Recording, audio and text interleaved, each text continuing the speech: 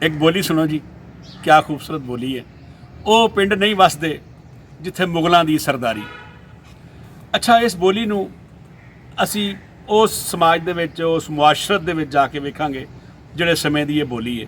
ਮੁਗਲਾਂ ਦੀ ਚੁਗੱਤਿਆਂ ਦੀ ਸਲਤਨਤ ਦੇ ਵਿੱਚ ਜਾ ਕੇ, ਚੁਗੱਤਿਆਂ ਦੇ ਵੇਲੇ ਦੇ ਵਿੱਚ ਜਾ ਕੇ ਨਜਮ ਹੁਸੈਨ ਸੈयद ਹੋਰਾਂ ਆਖਿਆ ਸੀ ਕਿ ਜਦੋਂ ਤੱਕ ਚੁਗੱਤਿਆਂ ਦੀ ਸ਼ਾਹੀ ਰਹੇਗੀ ਇਹਨਾਂ ਨੂੰ ਦੁੱਲੇ ਭੱਟੀ ਦਾ ਧੜਕੂ ਰਵੇਗਾ।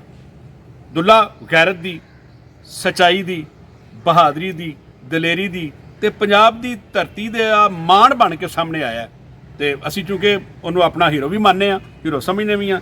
ਤੇ ਵੇਖੋ, ਇਹੋ ਸਮੇਂ ਦੀ ਬੋਲੀ ਹੈ ਜਦੋਂ ਦੁੱਲਾ ਇਹਨਾਂ ਨਾਲ ਲੜ ਰਿਹਾ ਸੀ, ਔਰ ਇਹੋ ਹੀ ਬੋਲੀ ਸਾਨੂੰ ਯਾਦ ਕਰਾਉਂਦੀ ਹੈ ਸੁੰਦਰੀ ਤੇ ਮੁੰਦਰੀ ਦੀ ਕਹਾਣੀ, ਤੇ ਫਿਰ ਲੋਹੜੀ ਦਾ ਜਿਹੜਾ ਤਿਉਹਾਰ ਹੈ ਉਹ ਵੀ ਯਾਦ ਕਰਾਉਂਦੀ ਹੈ।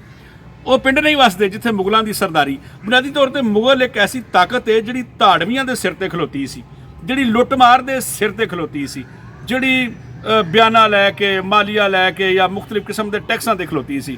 ਔਰ ਇਹਨਾਂ ਦੀ ਤਾਕਤ ਨੇ ਇਹਨਾਂ ਦੇ ਕਰਿੰਦਿਆਂ ਨੂੰ, ਇਹਨਾਂ ਦੇ ਰਾਜਿਆਂ ਨੂੰ, ਇਹਨਾਂ ਦੇ ਮਹਾਰਾਜਿਆਂ ਨੂੰ, ਜਿੱਥੇ ਜਿੱਥੇ ਇਹਨਾਂ ਨੇ ਸਲਤਨਤਾਂ ਜਾਂ ਆਪਣਾ ਜਗੀਰਾਂ ਵੰਡੀਆਂ ਸਨ, ਉਹਨਾਂ ਨੂੰ ਤਾਕਤ ਦੇ ਵਿੱਚ ਅੰਨ੍ਹਿਆ ਕਰ ਦਿੱਤਾ ਸੀ। ਔਰ ਜਿਹੜਾ ਬੰਦਾ, ਮੈਂ ਸਮਝਦਾ ਵਾਂ ਕਿ ਬਾਤਨ ਦਾ ਅੰਨਾ ਹੋ ਜਾਵੇ, ਬਾਅਦ ਸੂਫੀਆਂ ਨੇ ਬਾਤਨ ਦੇ ਅੰਨੇਪਨ ਨੂੰ ਹੀ ਕੁਫਰ ਦਾ ਨਾਂ ਦਿੱਤਾ ਹੈ ਔਰ ਅੰਦਰ ਦੇ ਚਾਨਣ ਨੂੰ ਈਮਾਨ ਦਾ ਨਾਂ ਦਿੱਤਾ ਹੈ। ਜਦੋਂ ਤਾਕਤ ਤੁਹਾਡੇ ਕੋਲੋਂ ਗਲਤ ਕੰਮ ਕਰਵਾਉਣ ਲੱਗ ਪਵੇ, ਉਦੋਂ ਪੰਜਾਬ ਦੇ ਸਮੇਂ ਦੇ ਵਿੱਚ ਇਹ ਬੋਲੀ ਬਣੀ ਕਿ ਉਹ ਪਿੰਡ ਨਹੀਂ ਵਸਦੇ ਜਿੱਥੇ ਮੁਗਲਾਂ ਦੀ ਸਰਦਾਰੀ। ਕਿ ਮੁਗਲਾਂ ਕੋਲ ਇੰਨੀ ਤਾਕਤ ਆ ਗਈ ਸੀ, ਉਹ ਕਦੀ ਉਹਨਾਂ ਨੇ ਹੱਕ ਸੱਚ ਦੇ ਵਿੱਚ ਫਰਕ ਹੀ ਨਹੀਂ ਸੀ ਕੀਤਾ।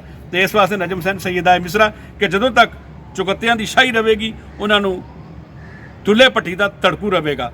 ਤੇ ਉਦੋਂ ਹੀ ਕਿਲੇ, ਉਸੇ ਸਮੇਂ ਦੇ ਵਿੱਚ ਕਿਲੇ ਬੋਲੀ ਬਣੀ, ਉਹ ਪਿੰਡ ਨਹੀਂ ਵਸਦੇ ਜਿੱਥੇ ਮੁਗਲਾਂ ਦੀ ਸਰਦਾਰੀ।